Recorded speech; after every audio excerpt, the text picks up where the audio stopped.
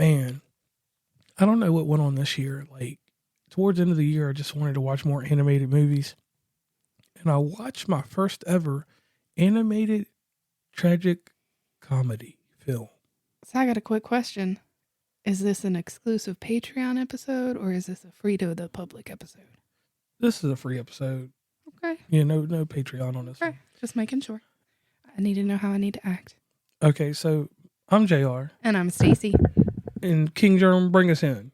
What's going on, everybody? This is your boy King Germ, one half of Pod and Saved Our Marriage. Each and every Friday, Queen Germ and myself drop an episode to show the people how Pod and Saved Our Marriage. Now, we're not like most married couples. Most of the time we disagree, but that's the beauty of the show. So, when you get through listening to Sparrows UnderReview, come give us a listen. Each and every Friday on any DSP, go look for Pod and Saved Our Marriage. Wow, that was quick. I know. I like the quick ones. Yeah, so this movie, Robot Dreams, I started watching Wild Robot, and then I just started getting on a kick of watching movies. With robots in them. Yeah, and here's the other thing. What we did this year is we watched every movie that was part of the Best Animated Feature for the Academy Awards. So that's why this movie is important in that respect. I'm trying to make sure that I'm being factual when I say that real quick. So we've watched The Boy and the Heron, Elemental, Robot Dreams, Spider-Man Across the Universe. We haven't reviewed Elemental, did we? I don't think we talked about that. I don't think we reviewed it, but I mean, it is what it is. And then there's only one other movie we haven't seen. It's called Nimana. And I'm about to click on it on Wikipedia and see what it is. Oh, it's on Netflix. So I'm probably not going to watch it. We might catch that later. We're not going to make any guarantees. Yeah. But basically, the prominent movies that made sense to me, we've watched them. For 2023? Yeah, for 2023's Academy Awards, or what people call the Oscar, which we know the winner was The Boy and the Heron. Okay. So with this one, Robot Dreams was a hard movie to come by.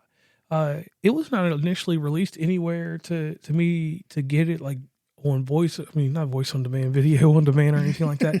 So I waited. So little history on this movie. This movie was premiered at the 76 Cannes Film Festival, which everybody knows that's a big film festival, in May of 2023. So that right there gets me going there. Of how long it's been out? Yeah, on how long it's been out. In Spain, it was released in December of 2023. And in France, it was released in December 27th, 2023. And the crazy thing for us, this movie did not come to the U.S. until May 31st of 2024. Okay. That was North American distribution rights. Right. Then on October 8th, it was available on DVD and Blu-ray. And it never made it to video on demand. I mean, it's available now. We were able to acquire this movie. So the great thing about this movie is the oddest thing about this movie. This movie has no dialogue. Correct. Whatsoever. And at first, this movie is one of those things that if you watch this movie, and I want to give a warning to every person, if you watch this movie, make sure you watch this movie under the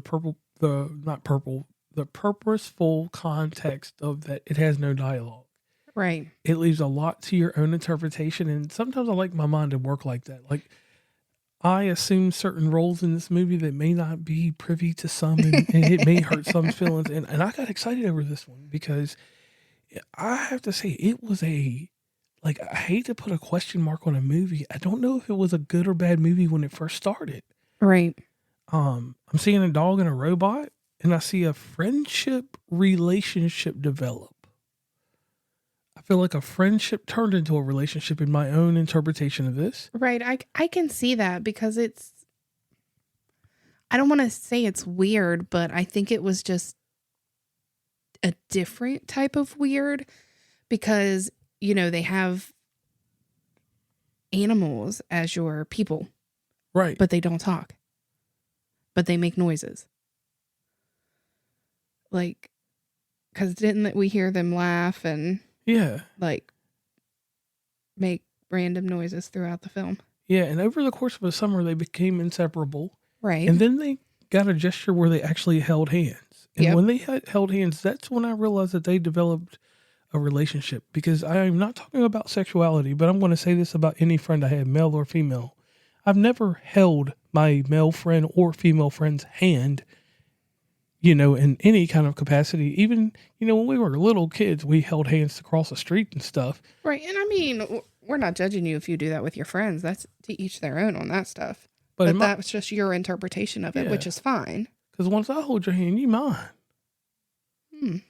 If I reach across the board and I grab your hand, you mine. Like, that's how that goes with me. So that's how I took this. And not knowing the time frame of when this took place, I just figured it took place in the 90s or whatever. It took place in the 80s.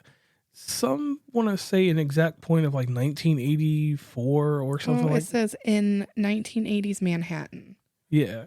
Is all that Wikipedia says. Like I said, we are over there on Wikipedia getting our information.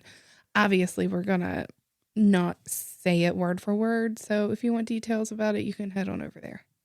Now, the movie is not a very long movie. It takes up just a little bit of time. It took us 2 days to watch it, though. Right. Well, just with the way that it works out, it fell under that schedule. That kind of category. So, they spend time together, dog and robot, and then they go on a beach and they get in the water. Now, the first thing I thought was, oh no, don't get in the water. Yeah, because I figured he was going to kill everybody by shocking him. I thought he was going to short out, like, because, they got wire components and stuff like that. I didn't even think about the whole shocking everybody and electrocuting people, but it was a more of, you're going to fry your main board or whatever you call that thing. Yeah, your motherboard. Motherboard. So, they have fun and then they fall asleep. Like, they sleep on the beach for like hours. Right. And I mean, like, it was into the nighttime and then woke up the next day type shit.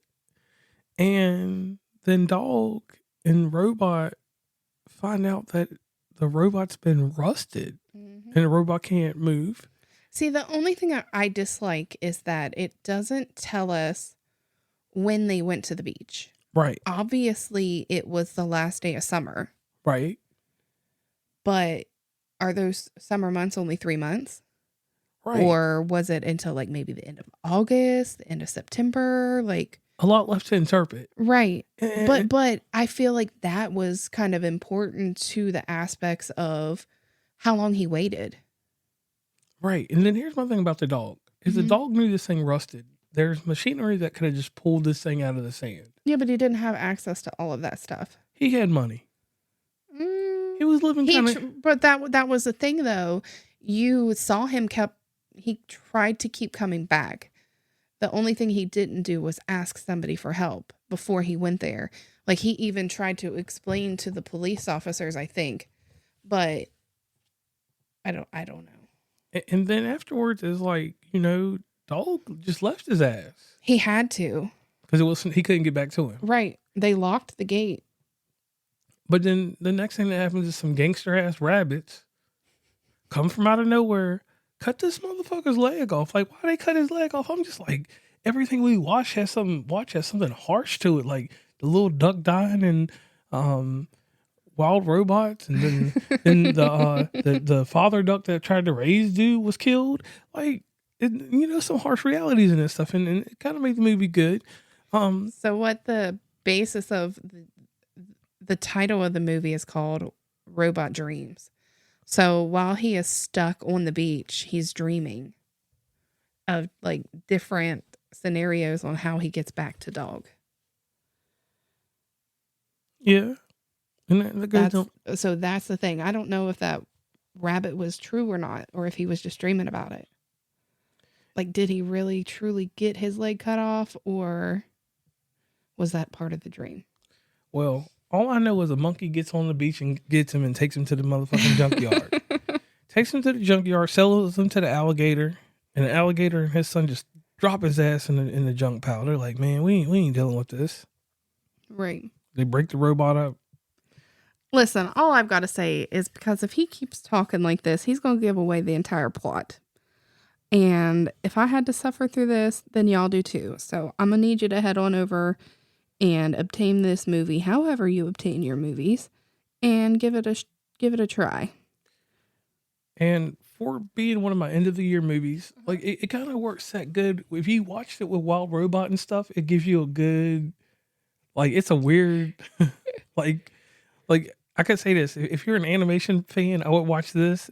If you get to go to the movies and watch Lord of the Rings and then go watch Wild Robots, like, you got enough animated movies. Right. Is this movie a classic? Hell no. No. Well, I mean, I feel like we need to watch it again so that way, because like now we understand it a little bit better. So maybe we can see things that we missed and actually figure out what was dreams, what was really happening, all of that type of thing. Or, we can cheat and just look it up or whatever. But I don't know. Will this movie be a cult classic? Yes. It has enough obscurity to it that I could see, like, it's something somebody could catch on to. Because, like, how we're having an open discussion about it right now, and I'm going deeper and deeper into it. Maybe I'm really too much interested into this. Probably. Other people may have that type of interest because it leaves a lot of things up to question, a lot of things to decipher. So I would say that this will be a good challenging movie for a family, couples, or anybody like that to watch, and you all figure out the story of this movie. Right. It is a good watch and talk, kind of. And like you said, watching the movie with somebody and then being able to discuss it either as you're watching it or after you're finished makes for good conversation. And if anybody would like to call in and let us know what they thought about it, we'll be more than happy to listen to you. Yeah, no doubt in that. So what is your rating for this movie? I mean, I don't know. I'm going to watch it one more time, but that's probably about it. All right, so it doesn't go far for you. It doesn't go far for me. And I can understand. And different thinking patterns and different things can go with this movie. So before I sign off here, I'd like to thank everybody, and I want to thank the community of films for bringing movies out that are diverse like this. Mm-hmm. Something different. This was... Right, and it's not like it's something that's been done before, so that's why I don't give it a bad review.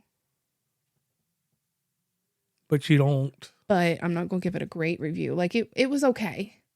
Okay, and I can run with that. It was okay. I can go with that. So on that note, I'm JR. And I'm Stacey. In the dead of night, when the world sleeps and shadows come alive, two voices rise to take you deep into the dark. Listen to They Mostly Pod at Night. Mostly, your weekly guide to everything horror. From bone-chilling movie reviews to spine-tingling discussions, and the creepiest topics that keep you up at night. Whether it's cult classics, hidden gems, or the latest screams on the big screen, they dissect it all, leaving no tombstone unturned. But beware. Their banter cuts as sharp as a slasher's blade, and their insights will haunt you long after the episode ends. So why do we love horror? What makes a scene unforgettable? And what lurks just beyond the edge of your mind? Tune in and find out, if you dare. Because they mostly pod at night. Mostly. New episodes every week. Subscribe now on Spotify, Apple Podcasts, or wherever you get your scares. In the dead of night, when the world sleeps and shadows come alive, two voices rise to take you deep into the dark. Listen to They Mostly Pod at Night. Mostly, your weekly guide to everything horror. From bone-chilling movie reviews to spine-tingling discussions, and the creepiest topics that keep you up at night. Whether it's cult classics, hidden gems, or the latest screams on the big screen, they dissect it all, leaving no tombstone unturned. But beware. Their banter cuts as sharp as a slasher's blade, and their insights will haunt you long after the episode ends.